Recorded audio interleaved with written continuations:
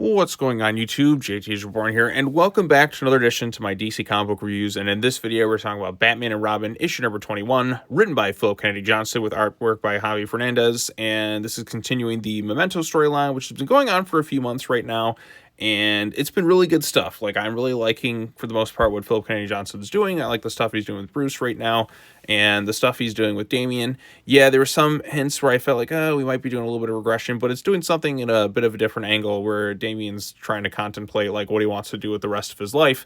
And, like, maybe he just wants to be a doctor right now because it would take him back to a time before all the craziness of Gotham, like what Bruce is like. He sees, like, through his father's, Bruce's father's journal, what his father's and that's livelihood could have been, and he kind of wants a life like that as well. So because he's overcome with the guilt of what happened with the little girl Emma, and also, like, he just experienced, like, what happened with Bashar at the hands of Memento. So Memento, we get some hints of maybe who it could be, but I also feel like there's got to be like really is a supernatural angle to this thing, because this is the DC universe and supernatural stuff does exist.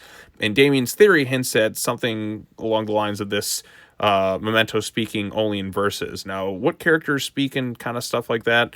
I'm trying to think. I know Etrigan speaks in rhymes, for the most part, but it definitely wouldn't be him. I think there's, like, some other, like, demon that was summoned that's at the forefront of this Memento stuff. So there definitely has to be maybe some sort of supernatural angle with this, or it could be all, like, somebody else, because, like, by the end of the issue, it makes it look like their old mentor is kind of behind it, but is he not? I don't exactly know, because it's like there's some strange stuff going on for sure, but we'll have to figure that out as the storyline progresses. So we see London earlier when, Bruce was young. Him and Lautrec were basically booted off the case by Bly or Bile, or I always keep missing this guy's name. So their mentor, but then when he goes home, he's, like, attacked by Memento, and he kind of goes mad as a result. So there's some strange stuff with Memento in this thing, and I can't wait to kind of get down to the bottom of this whole thing. So now we're in the Gotham Cycle Part 2, as they're titling this thing, but it's at the Opera House, because that's one of the suspected areas of Memento's next attack, and that's where Batman confronts Lautrec, and he tells her that Robin has gone missing, and she just rightfully snaps at him. But you also see kind of the musical elements kind of carry over that, so maybe there's some sort of hint of something there, but she just snaps at him for it. She calls him out on a lot of the stuff that he's been doing, putting a child in danger and all that, just a lot of things that, like, somebody who's not really familiar with the world of Gotham would immediately say to do. So I actually like Lautrec in this thing, like the way she's intelligent, but she also, like, kind of respects in some ways, like, what Damian was capable of as Robin too. But she also knows, like, this Jack person that she knew at a young age is clearly Batman, and that's his son. So, like, because, like, she just sees that kind of carry over with, body language and things he said and all that too. So she talks to him about having Robin had some sort of theory about it, but didn't think he would approve. And then we also have some people getting killed during the opera, but, Batman sees this and stops them. But it's another Memento, like, follower type character who's also kind of gone mad of, like, as a result of this stuff. So so she, like, goes to investigate like, what happened, because, the professor or whatever, Bly or whatever, she said, like, she didn't believe he was Memento ever, but I called and asked them to exhume his remains to be sure, because, he was the one who was, like, originally, like, framed as being Memento.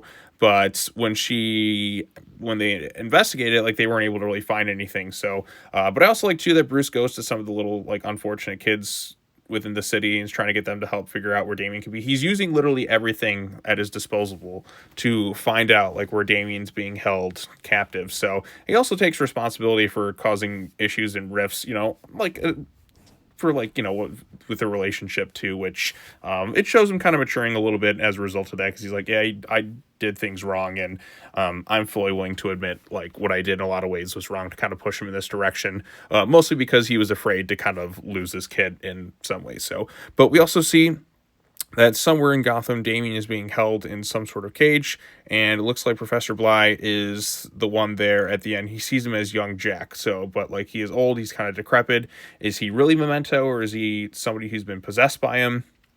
Not 100% sure based on the ending of this issue, but, like, there's this kind of wild revelation that he's there and alive and doing something about this whole thing. So either he is Memento, which would be kind of an obvious real, or maybe Memento is really something supernatural, because why do we have flash as to him being like attacked by him like in his house? So not exactly 100% sure what's going on with that ending, but it does leave me intrigued and excited to see what direction this storyline is going to take next. But like I said, I like the setting of the opera. I like how it kind of all kind of ties together with, like what Bruce is going through and Lautrec and Damien and all that too.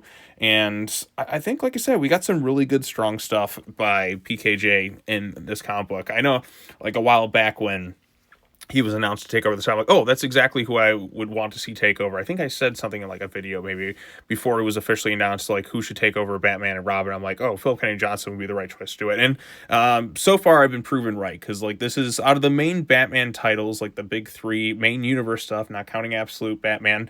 I think this is easily like the best one going on right now. So I actually like the first arc Tom Taylor did by Detective Comics, and Hush's 2 is okay so far. We'll see which direction it goes in, but that title's been really not the strongest for a long time, but it's selling well because, well, it's Hush 2 and Jim Lee's doing the artwork. But in terms of like stuff that's ongoing, like to me this is easily like the best of the books so far. So excited to see where they go from here, and not sure which direction they're going to take Damien in after this storyline, but I don't think they'd kill him off or outright get rid of the whole Robin mantle from him, because, well, he's got to be in like James Gunn's DCU, so there's going to be some sort of like connection with that. Maybe he evolves into something else, but I mean, this is a book about those two. Like, I don't know why they just kind of get rid of one of their lead characters after one arc. So that's my thinking of it. But in terms of a first story arc, this one is pretty solid. So what did you think of it?